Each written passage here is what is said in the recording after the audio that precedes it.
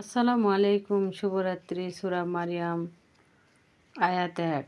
Calf হা ইয়া আইন সদ। এটা তোমার প্রতিপালকের অনুগ্রহের বিবরণ তার বান্দা জাকারিয়ার প্রতি যখন সে তার প্রতিপালককে আহ্বান করেছিল এক গোপন আহ্বানে।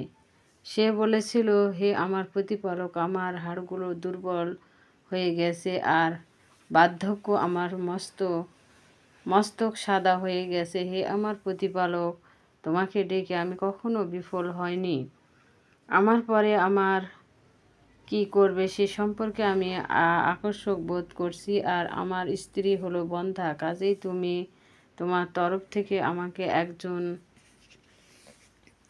উত্তরাধিকারী দান করো, যে আমার উত্তরাধিকারী হবে, আর উত্তরাধিকারী হবে ইয়াকুব পরিবারের।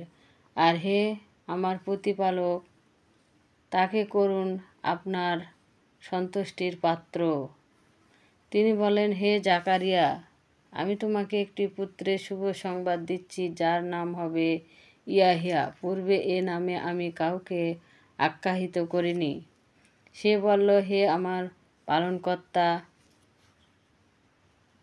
আমার পুত্র হবে কেমন করে? আমার স্ত্রী তো বন্ধ্যা, আর আমি বার্ধক্যের শেষ স্তরে পৌঁছে গেছি।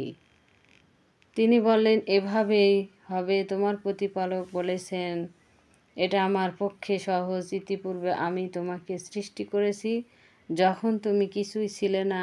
সে বলল, হে আমার পালনকর্তা, আমার জন্য একটা চিহ্ন স্থির করে দিন।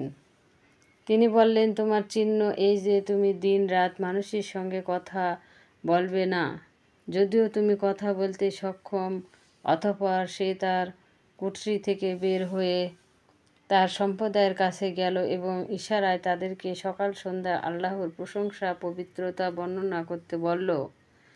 তার পুত্রের কাছে নির্দেশ আসলো, হে ইয়াহিয়া, এই কিতাব তাওরাত দৃঢ়ভাবে ধারণ করো। আমি তাকে বাল্যকালেই জ্ঞান দান করেছিলাম আর দিয়েছিলাম আমার পক্ষ থেকে দয়া, মায়া ও পবিত্রতা। সে ছিল আল্লাহ ভীরু আর পিতামাতার প্রতি সদয়।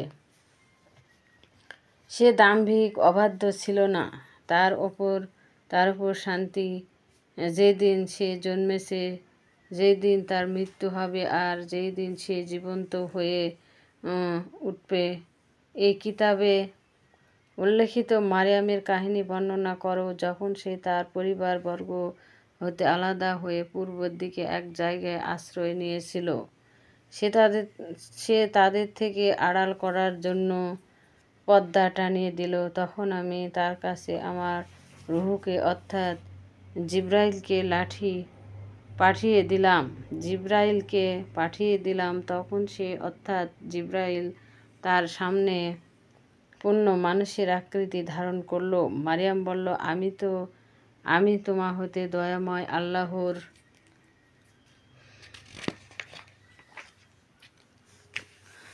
আল্লাহর আশ্রয় প্রার্থনা করছি। যদি তুমি আল্লাহকে ভয় করো, তবে আমার নিকট এসো না।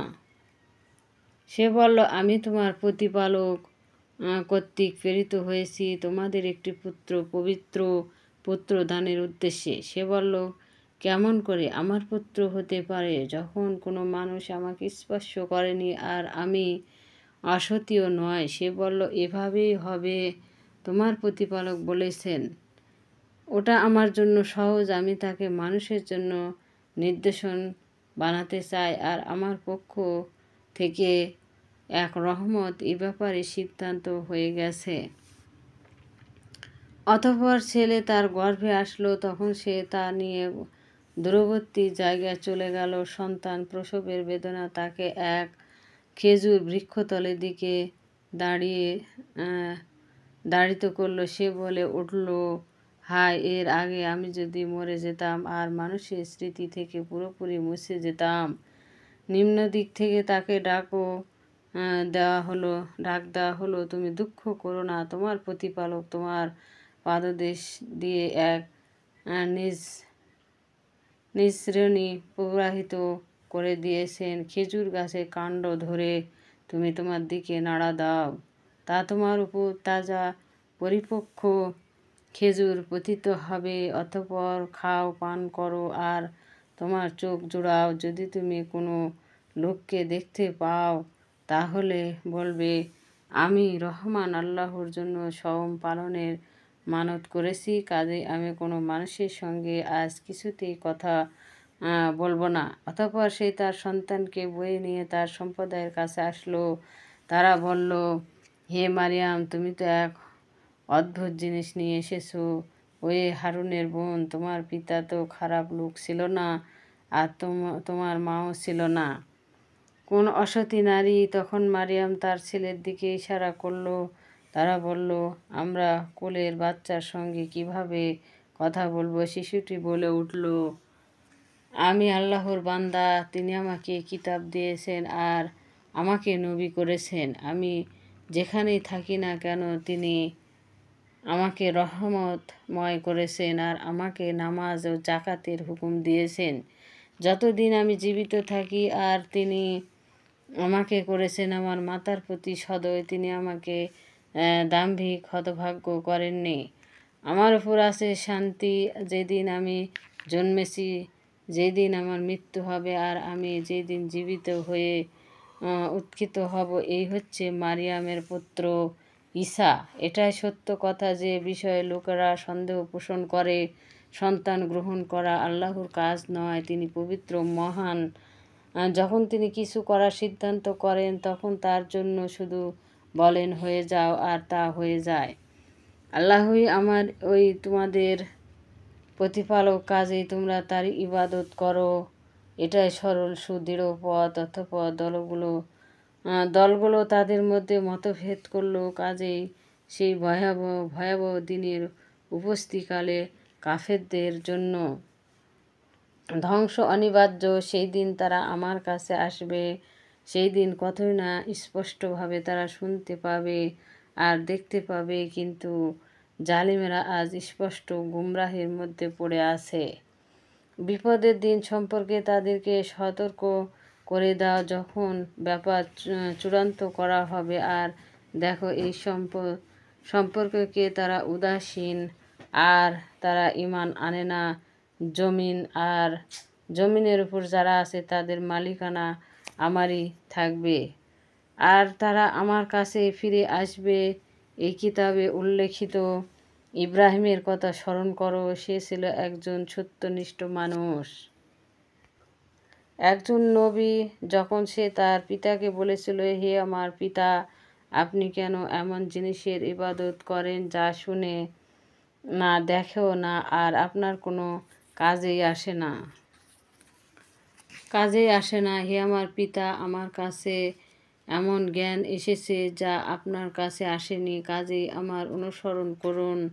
আমি আপনাকে সরল সঠিক পথ দেখাবো। হে আমার পিতা, আপনি শয়তানের ইবাদত করবেন না। শয়তান হচ্ছে দয়াময়ের বিরুদ্ধে বিদ্রোহী। হে আমার পিতা, আমার ভয় হয় যে দয়াময়ের আযাব আপনাকে ধরে বসবে যখন আপনি শয়তানের বন্ধু হয়ে যাবেন। পিতা বলল, হে ইব্রাহিম, তুমি কি আমার দেবদেবীগুলো থেকে মুখ ফিরিয়ে নিচ্ছ? যদি তুমি বিরত না হও তবে আমি অবশ্যই তোমাকে পাথরের আঘাতে মেরে ফেলব। তুমি চিরতরে আমার কাছ থেকে দূর হয়ে যাও। ইব্রাহিম বলল, আপনার প্রতি সালাম। আমি আমার প্রতিপালকের নিকট আপনার জন্য ক্ষমা প্রার্থনা করব। তিনি আমার প্রতি বড়ই মেহেরবান। আমি পরিত্যাগ করেছি আপনাদেরকে আর আপনার আল্লাহকে বাদ দিয়ে যাদেরকে ডাকেন তাদেরকে আমি আমার প্রতিপালককে ডাকি। আশা করি আমি আমার প্রতিপালককে ডেকে বঞ্চিত হব না। অতঃপর সেই যখন তাদেরকে তারা আল্লাহকে বাদ দিয়ে যাদের ইবাদত করত তাদেরকে পরিত্যাগ করল, তখন আমি তাকে দান করলাম ইসহাক আর ইয়াকুব আর তাদের প্রত্যেককে নবী করলাম। আমি তাদেরকে দান করলাম আমার অনুগ্রহ আর সত্যিকার নাম যশের সুউচ্চ সুখ্যাতি। এই কিতাবে উল্লেখিত মূসার কথা স্মরণ করো।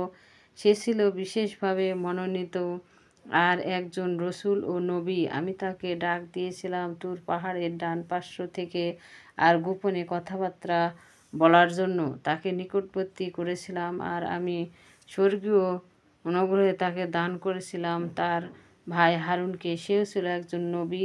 এই কিতাবে উল্লেখিত ইসমাইলের কথা স্মরণ করো। সে ছিল ওয়াদা রক্ষার দৃঢ় সত্যবাদী।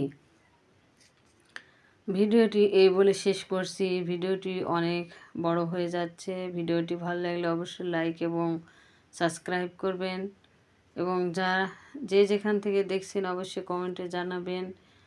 যিনারা অসুস্থ যদি দেখে থাকেন, আল্লাহর দরবারে দোয়া করি সবাই ভালো হয়ে থাকেন, সুস্থ থাকেন। আল্লাহ হাফেজ। আসসালামু আলাইকুম ওয়া রাহমাতুল্লাহি ওয়া বারাকাতুহু।